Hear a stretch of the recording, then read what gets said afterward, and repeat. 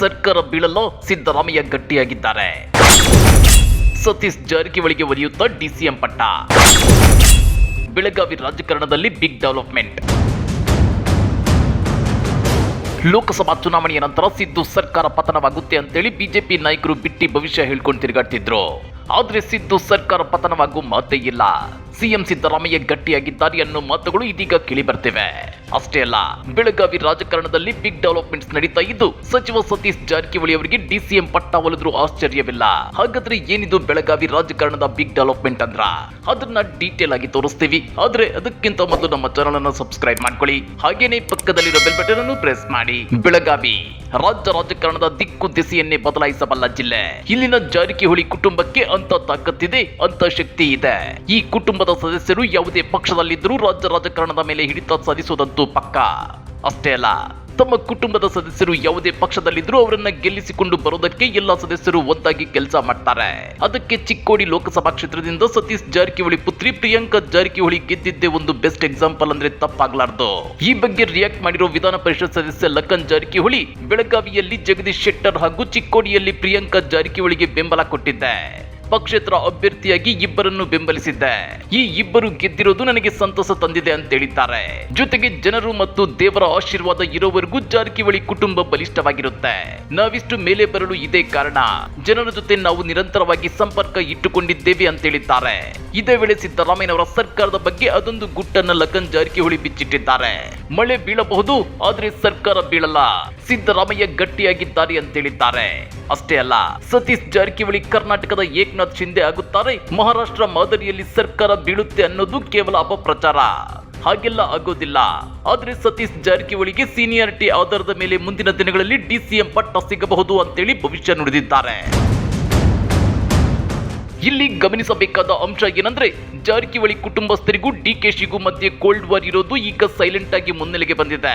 ಇವರ ಪ್ರತಿ ಮಾತು ನಡೆ ಟಾರ್ಗೆಟ್ ಡಿಕೆಶಿ ಅನ್ನೋ ರೀತಿ ಕಂಡು ಬರ್ತಾ ಇದೆ. ಯಾಕಂದ್ರೆ ಬೆಳಗಾವಿಯ ಚಿಕ್ಕೋಡಿಯಲ್ಲಿ ಪ್ರಿಯಾಂಕಾ ಜಾರಕಿಹೊಳಿ ಗೆದ್ದಿದ್ರೆ ಡಿಕೆಶಿ ಸಪೋರ್ಟ್ ಇರೋ ಲಕ್ಷ್ಮೀ ಹೆಬ್ಬಾಳ್ಕರ್ ಪುತ್ರ ಮೃಣಾಲ್ ಹೆಬ್ಬಾಳ್ಕರ್ ಬೆಳಗಾವಿ ಲೋಕಸಭಾ ಕ್ಷೇತ್ರದಲ್ಲಿ ಸೋತಿದ್ದಾರೆ.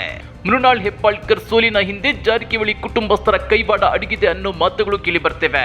ಬೆಳಗಾವಿ ಮೇಲೆ ಹಿಡಿತ ಸಾಧಿಸಲು ಲಕ್ಷ್ಮೀ ಹೆಬ್ಬಾಳ್ಕರ್ ಅವರ ಮೂಲಕ ಡಿಕೆಶಿ ಪ್ರಯತ್ನಿಸುತ್ತಿದ್ದಾರೆ. ಹೀಗಾಗಿ ಅದಕ್ಕೆ ಕಡಿವಾಣ ಹಾಕಲು ಮೃಣಾಲ್ ಸೋಲಿಗೆ ಜಾರಕಿಹೊಳಿ ಕುಟುಂಬಸ್ಥರು ಪರೋಕ್ಷವಾಗಿ ಶ್ರಮಿಸಿದ್ದಾರಾ ಅನ್ನೋ ಅನುಮಾನಗಳು ವ್ಯಕ್ತವಾಗ್ತಿವೆ. ಲಕ್ಷ್ಮೀ ಹೆಬ್ಬಾಳ್ಕರ್ ಅವರ ವಿರುದ್ಧ ಜಾರಕಿಹೊಳಿ ಕುಟುಂಬಸ್ಥರು ಸೇಡು ತೀರಿಸಿಕೊಂಡ್ರ ಅಂತೇಳಿ ಕೇಳಿದ ಮಾಧ್ಯಮಗಳ ಪ್ರಶ್ನೆಗೆ ರಿಯಾಕ್ಟ್ ಮಾಡಿರೋ ಲಖನ್ ಜಾರಕಿಹೊಳಿ, ಒಳ್ಳೆಯ ಕೆಲಸ ಮಾಡಿದವರಿಗೆ ಜನ ಮತ ಹಾಕುತ್ತಾರೆ, ಇದರಲ್ಲಿ ಸೇಡು ಎನ್ನುವ ಪ್ರಶ್ನೆ ಬರಲ್ಲ. ಹಿರಿಯರ ಬಗ್ಗೆ ಅಗೌರವದಿಂದ ಮಾತನಾಡಿದ್ದರಿಂದ ಈ ರೀತಿಯಾಗಿದೆ. ಅವರ ಸ್ವಭಾವ ನೋಡಿ ಜನ ನಿರ್ಧಾರ ಮಾಡಿದ್ದಾರೆ ಅಂತ ಹೇಳಿದ್ದಾರೆ.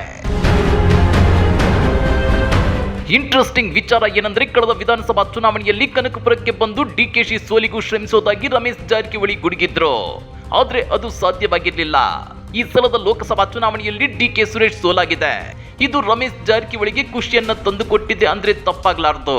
ಸದ್ಯ ಇಡೀ ಕರ್ನಾಟಕ ಲೋಕಸಭಾ ಚುನಾವಣಾ ಫಲಿತಾಂಶ ಡಿಕೆಶಿಗೆ ನಕಾರಾತ್ಮಕವಾಗಿದ್ರೆ ಜಾರಕಿಹೊಳಿ ಕುಟುಂಬಕ್ಕೆ ಅನುಕೂಲಕರವಾಗಿದೆ. ಮತ್ತು ಇಂಟ್ರೆಸ್ಟಿಂಗ್ ವಿಷಯ ಏನಂದ್ರೆ, ಸಚಿವ ಸತೀಶ್ ಜಾರಕಿಹೊಳಿ ಕೂಡ ಪರೋಕ್ಷವಾಗಿ ಡಿಕೆಶಿಗೆ ಟಾಂಟ್ ಕೊಟ್ಟಿದ್ದಾರೆ. ಲೋಕಸಭಾ ಚುನಾವಣೆಯಲ್ಲಿ ಕರ್ನಾಟಕದಲ್ಲಿ ಕಾಂಗ್ರೆಸ್ ಎರಡಂಕಿ ತಲುಪಲು ಸಾಧ್ಯವಾಗದೇ ಇರುವ ಬಗ್ಗೆ ಪಕ್ಷದ ಆಂತರಿಕ ವಲಯದಲ್ಲಿ ಅಸಮಾಧಾನ ವ್ಯಕ್ತವಾಗ್ತಿದೆ.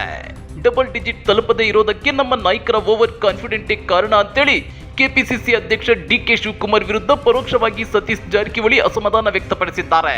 ಡೈರೆಕ್ಟರ್, ಪ್ರೊಡ್ಯೂಸರ್ ಫೇಲ್ ಆದ್ರೆ ಈ ರೀತಿಯ ಫಲಿತಾಂಶ ನಿರೀಕ್ಷಿತ. ಚುನಾವಣೆಗೆ ಸಮಯ ಕಡಿಮೆ ಇರುತ್ತೆ, ಆ ಸಮಯದಲ್ಲಿ ಅಲರ್ಟ್ ಆಗಿರ್ಬೇಕು. ಇಲ್ಲವಾದ್ರೆ ಚುನಾವಣೆ ಬಂದು ಹೋಗುತ್ತೆ, ಆಗ್ಲೇ ನಾವು ಕೆಲಸ ಮಾಡಬೇಕು. ನಮ್ಮ ನಾಯಕರು ಹಲವು ಕ್ಷೇತ್ರಗಳನ್ನು ನಿರ್ಲಕ್ಷಿಸಿದ್ದು ನಮ್ಮ ಹಿನ್ನಡೆಗೆ ಕಾರಣ. ನಮ್ಮ ನಾಯಕರ ಓವರ್ ಕಾನ್ಫಿಡೆಂಟೇ ಕಾರಣ ಅಂತ ಹೇಳಿದ್ದಾರೆ. ಅದೇನೇ ಇರ್ಲಿ, ಕಳೆದ ಲೋಕಸಭಾ ಚುನಾವಣೆಯಲ್ಲಿ ಜಾರಕಿಹೊಳಿ ಫ್ಯಾಮಿಲಿ ಕೈ ಮೇಲಾಗಿದ್ರೆ ಡಿಸಿಎಂ ಡಿಕೆ ಶಿವಕುಮಾರ್ಗೆ ಭಾರಿ ಹಿನ್ನಡೆಯಾಗಿದೆ.